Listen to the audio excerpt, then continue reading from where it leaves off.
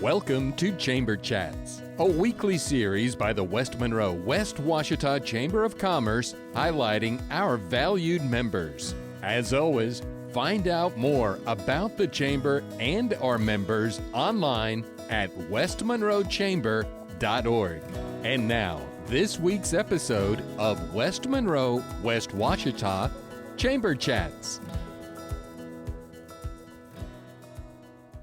Hello everyone, welcome to today's episode of Chamber Chats, filmed right here at Louisiana Delta Community College.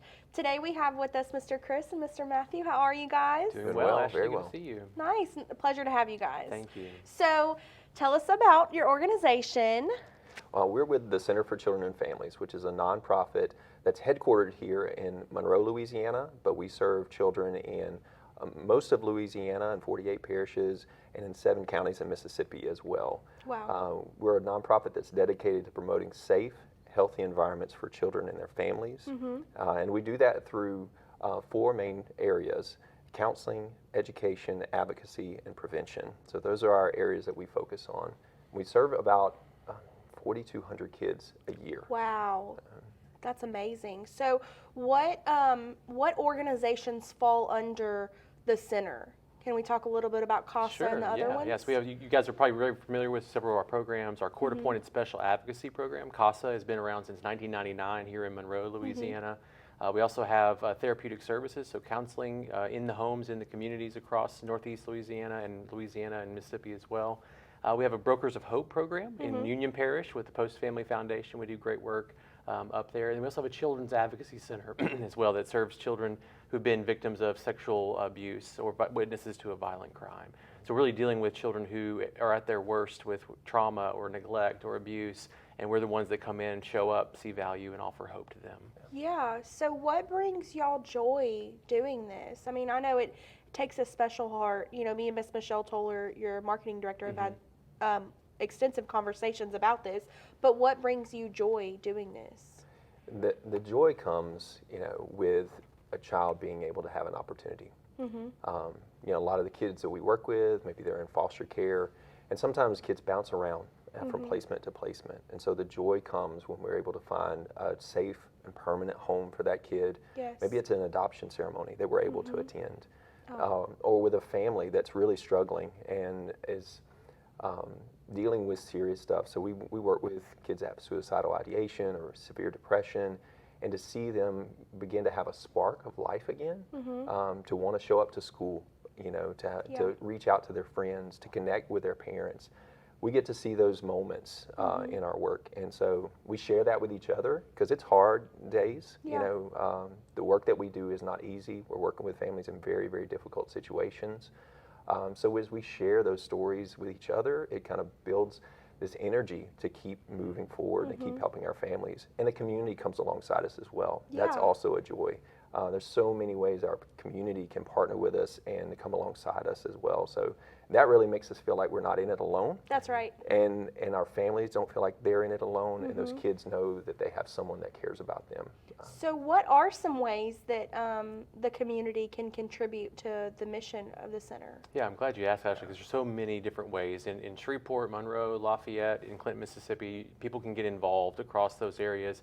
And I'll highlight a couple. So here in Northeast Louisiana, our Monroe campus, our court-appointed special advocacy program is always looking for community volunteers. So we actually train and equip adults around the community to serve as advocates for those children. So you don't have to have any legal background, no certain experience needed, but you get to be a powerful voice in the life of a child who's trying to navigate foster care and the court system and try to find that safe permanent home for them. So that's a great way to get involved. And then annually we have a Christmas project that we serve over 1,000 kids, many of whom are in foster care, with unique Christmas gifts for them based on a wish list that they get to fill out. And then a lot of times those kids are in situations where perhaps there won't be much of a Christmas this year because they're not in their own home, many of them. They're in a foster home or in a placement with a family member who may not have the funds to be able to really get what they need. And so we, for almost 20 years, have been facilitating this project where the community comes together and they sponsor a child so they can pick up a wish list from us, or they can donate gifts, or they can even just donate money and be able to provide Christmas and hope for those kids and say, hey, you're not alone. You've gone through dark things, but this is not the end for you. I love how you guys are there, you know, these kids, they face traumatic experiences, and you guys are there from start to finish, you know, and we talked about, you talked about adoption ceremonies too. So what are some ways that businesses can contribute to the sponsoring of childs, or, you know, the helping those families, you know, have maybe even a Christmas meal? How can we contribute? Yeah, that's another great question. And we've been so grateful over the years to have so many community organizations, businesses, individuals, churches who really do come alongside. And so the best way is just to contact our organization at our phone number, 398-0945. Visit our website, standforhope.org. And we'll get you connected depending on the time of year that you come alongside of us. We're going to be able to let you support us in the way you want, whether financially or donating gifts or toys or time. Yeah. You can do that, and then we can connect you with the resources that we need to be able to make sure, and every one of those funds and that time and effort goes directly to help the kids that we're working with. We're really proud to say that we manage that really well. And so when a community member gives to the Center for Children and Families, it's going to directly help a child and a family in need. Yeah. So what do you think the biggest misconception is that people have about the center? I think when people think about the center, they think, oh gosh, I don't know that I could do that. Yes. And I think that to me is one of the biggest misconceptions, because I know people have good hearts, they want to help, but oftentimes it's just you don't know how. You don't know how to get involved, how to help. And so that's a big misconception, is that you can't do anything, because you can. Yes. You can come alongside us and partner in the ways that Chris is talking about. If you're interested in this kind of work, we have internship placements for people. Wow. We have job opportunities for people to work as advocates for these kids, and to come alongside us as a business. We operate as a pretty large business. We've got almost 200 staff members across the 2 states, and then nearly 100 volunteers that are working out in the community as well. So the misconception is that you can't make a difference, but you can, and we can help you do it. Wow, amazing. So I know that, you know, we talked about getting plugged in with CASA. We talked about, you know, ways we can help with the Christmas project. What are some other things that we could do with different organizations, or what are some other services that you guys offer? So one of the big things for us is about awareness and education out in the community. And so a lot of times folks want to know, how do I recognize when a kid is going through difficult times, when maybe there is abuse or neglect? What do I do in those situations? So we have trainings that we can offer to businesses, to groups, to schools, where we come out into the community and we share that information and help equip you in your life as you're going through life, if you're involved in an organization or church, to know what to do when, because that's important. So when something happens in a child's life, the worst thing we can do is not do anything. Yes. And so knowing what to do and how to be equipped to do that, we can offer that. So that's one of the big things that we want to offer to the community at large, is training. Is that for third parties and for parents? Like, do you guys offer parenting classes as well? Not necessarily parenting classes, as more as equipping for how to handle those kind of instances. If there's a specific issue with a parent that needs help with their child, reach out to us and we can help facilitate. If there's counseling specific for that family that we can help to offer, we can do that. We can help connect them to what they need as an individual family as well. So. Wow. Yeah, and I would say even an emerging service, we're always looking for what other needs can we meet in the community. That's really the story of the center since 1999, is starting with the need for kids in the court system, and then over the years emerging to what we do now. And one of the things we've recently seen, Ashley, is that there are families in our community who are really struggling. You know, since COVID, you know, mental health has gone through the roof, suicide has gone through the roof. Kids are struggling, and we all know someone, you know, who's having difficulty. And so we've seen that need in many of our service areas, and said we want to go a step further and offer a clinic where families can come and receive mental health counseling. And we can do that through Blue Cross Blue Shield, through private pay. We're always working for additional insurances as well.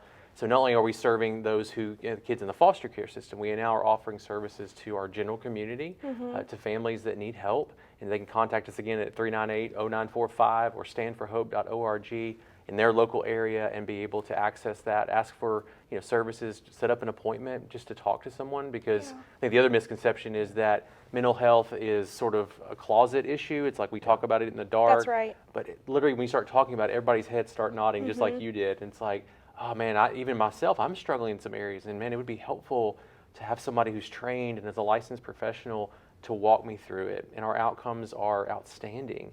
We know it works, we know it's helpful, And so that's what we're trying to do, is just meet people where they are. We understand that trauma, abuse, neglect, hardship, difficulty, it needs hope. And that's what we are all about, is trying to offer hope to those who need it the most. Wow. Because things can change. That's right. I think that is why we show up every day to work, is because we've seen it over and over again. So if you're a family, particularly in Northeast Louisiana, that's looking for help, like we've newly established this Hope Center located in West Monroe, specifically to have a place for families to come Safe to get space. get the help that they need. So things can be better. That's right. That's right. And how do you guys see expanding in the future? Now, for us, it all depends on need. You know, as Chris was saying, the story of the Center for Children and Families has been one of meeting community needs. And so we're looking and exploring ways to meet critical needs that are in the community. Our newer programs, like the Brokers of Hope program, is about connecting people to the resources that they need and advocacy.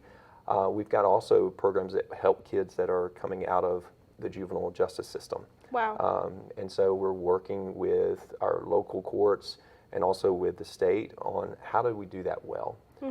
These are kids, you know, They are. first and foremost, and they're coming back home. How do we get those families ready for them to come home? How do we get them connected to things like job training or back into school? How do we make sure that they don't fall back into the same sort of behaviors that were happening before? And so we're Right. identifying those kinds of needs in our community and trying to respond to those needs. Wow. Yeah, and I would even say too, to add to what Matt's saying, is I think what's emerging in the expansion is not just for us as a business to grow, you know, because we're a nonprofit organization, right. we belong to the community, but what we're finding is that there are groups of people who really want to help but don't know how, or maybe they don't know what the due depth of the need is. And so we're openly saying, hey, if you want to help, contact us, whether that you could be volunteering or, you know, giving time, money, energy, whatever that is. And then also, I think that there are organizations around Louisiana, Mississippi, businesses, foundations that really want to invest their money in work that is doing what they say they're going to do. And we're the kind of people who for over 20 years have been doing that. And so I would right. say anybody who's interested in philanthropic, you know, donations and giving and partnerships, a lot of our programs started that way by people saying, I have a sum of money that I want to invest and know it's going to go to good work. Who do I give it to? And so we've been able to partner with a lot of foundations and with grants and funding opportunities that have really allowed us to do the work we do every day. Wow, amazing. Well, I appreciate you guys so much for coming on, and I appreciate you for what you do. You know, I know those transitions are very difficult sometimes, you know, and so you have to have, I'll go back to it, you have to have a special kind of heart to be able to deal with this and to advocate, you know, on behalf of these children who half the time they don't feel like they have a voice, you know, and so you are empowering them and giving them a voice, or at least teaching them how to use it, and also teaching parents and, you know, these families that, you know, okay, there's a brighter world, and, you know, we're going to teach you how to deal with these struggles, but, you know, there's light at the end of the tunnel, basically. So, well, I appreciate you so much for joining, you guys. Is there anything else that you would like to add? Yeah, I would just encourage people again to visit our website, standforhope.org. You also can follow us on our social channels at Stand for Hope Together. That's on Facebook, Instagram. Take a look at what we're doing. You'll see the proof of our work every day in the community, and we start to celebrate stories there. So just connect with us on social and our website, and again, call us at our local offices around the state as well. Alrighty, well, thank you guys so much. Thanks, Ashley. Thank you for watching today's episode of Chamber Chats, filmed right here at Louisiana Delta Community College. Stay tuned as we highlight more amazing chamber members and board members. And if you want more information about the chamber, please visit us at westmonroechamber.org.